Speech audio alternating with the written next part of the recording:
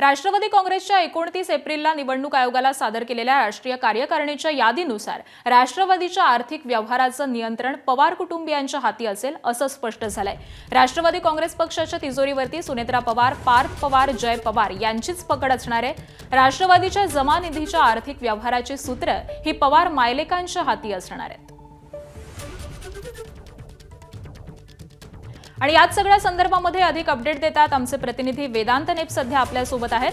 वेदांत, राष्ट्रवादीचा जो नवा निधी असेल या सगळ्याच आर्थिक व्यवहारांची सूत्र ही आता पवार कुटुंबियांकडेच असणार आहे। या सगळ्याच संदर्भामध्ये काय नेमकी अधिकची माहिती मिळतेय? ज्या प्रकारे आपण बघितलं 29 एप्रिलला निवडणूक आयोगाला जी यादी राष्ट्रवादी काँग्रेसकडनं देण्यात आली आणि त्यानंतर सुनेत्रा पवारांनी सांगितलं की या यादीमध्ये क्लरिकल मिस्टेक्स आहेत आणि त्या दुरुस्त करून नवी यादी समोर येईल। मात्र 2 दिवस झाले तरीही यादी आलेली नाही, त्यामुळे हीच यादी कायम राहणार का असा प्रश्न आहे। मात्र जर आपण 29 एप्रिलची जर यादी बघितली तर यामध्ये म्हणजे पद तर दिलेलेच आहे, त्याशिवाय जबाबदारींचं वाटप देण्यात आलेलं आहे आणि या जबाबदाऱ्यांमध्ये मुख्य जबाबदाऱ्या म्हणजे सुनेत्रा पवार राष्ट्रीय अध्यक्ष असताना जय पवार आणि पार्थ पवारांना सुद्धा महत्त्वाच्या जबाबदाऱ्या दिलेल्या आहेत।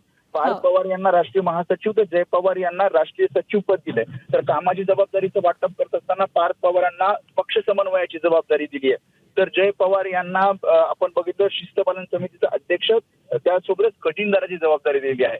खरं तर गर्जे हे खजिनदार आहेत, त्यांना एक वेगळी जबाबदारी आहे आणि जय पवारांना खजिनदार म्हणून जबाबदारी दिली। त्यामुळे जी निधी आहे राष्ट्रवादी काँग्रेस पक्षाचा त्यावर पूर्णपणे कंट्रोल हे पवार कुटुंबियांचा असेल या सगळ्या जबाबदारीच्या वाटप केल्यानंतर दिसतंय।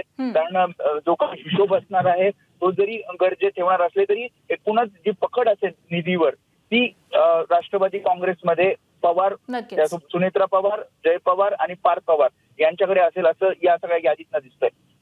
हो, निश्चित। धन्यवाद वेदांत या सगळ्या सविस्तर माहितीसाठी। एबीपी माझा, उघडा डोळे बघा नीट।